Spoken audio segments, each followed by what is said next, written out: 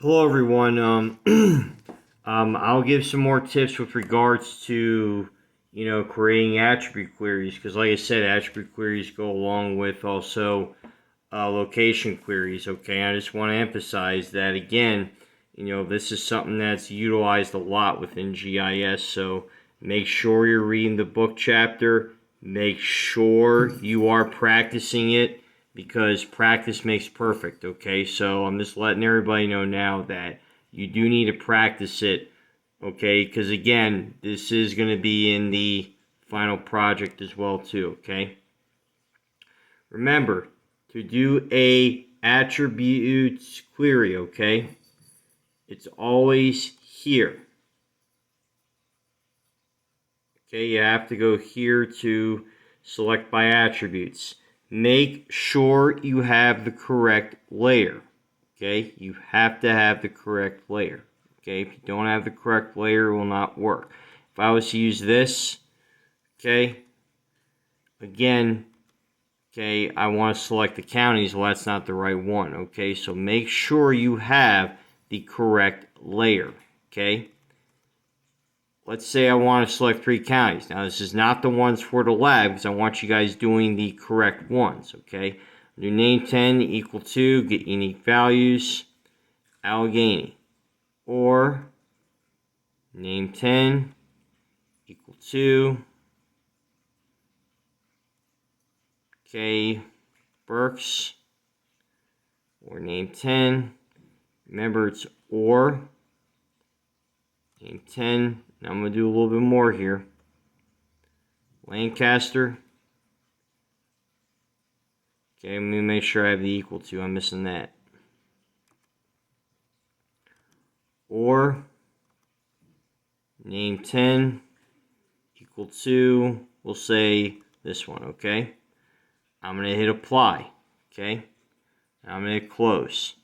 You can clearly see that here the counties are selected. You then have to go back to the specific layer that you use the queries for. I'm going to right click this, okay? Selection. Create layer from selected features. There you go. You need a clear selection. You got to use this. This right here always means clear selected features, okay? Now, I'm going to rename this so I can see a difference. So I'm going to say, it's a different name. You guys have Pitt Metro. I'm going to say PA, PA dense counties. We'll just say that. Okay? You have to get in the habit of renaming these right away. I'm just letting everybody know now that if you don't rename something, it's going to become cluster. Okay? And remember, notice how it's covering up the schools. You have to move this up. Okay? Now again, I'm going to do a color so you guys can see a little bit clearer. Okay? I'm going to make it, this color. Okay, you can clearly see there's the color of those schools, of those ones right there. I'm going to do selection. Now, let's say I want all the schools that are, let's say, near it. Okay, I'm going to say near it. Not completely within. Again, that's for your lab, okay, but are near it. You have to go here to selection by location, okay? Your target layer is the one that you want to complete the selection for. Like, let's say I want to do PA schools, okay? So I want to do the PA schools. So I'm going to go right here to PA public schools. Source layer is what I'm using for the selection. You can clearly see there's PA dense counties and PA counties. So I'm going to select this, okay? And there's many options. Like if I say intersect the source layer feature, I hit apply. It means ones that are actually intersecting it, that are not just within it, but actually near it, okay? I can even say, are identical to it. Okay, I can do that. Okay, but again, some of it will get an error. Some of this can be, you just have to look at it. Like this is one. Touch the boundary of source layer feature. Okay, there's none that do. Okay, I'm looking at it here, and clearly there are none that do. Okay, sometimes it will not have it. Okay, and also too, whoops, sorry about that. You can have ones that, you know, are within the source layer feature. That's one, okay? And then you can have another that says are, you know, share a line segment with it. Okay, it wouldn't work because, again, these are points, but again, we'll see what happens. You see it's invalid because, again, it would have to be another polygon right there.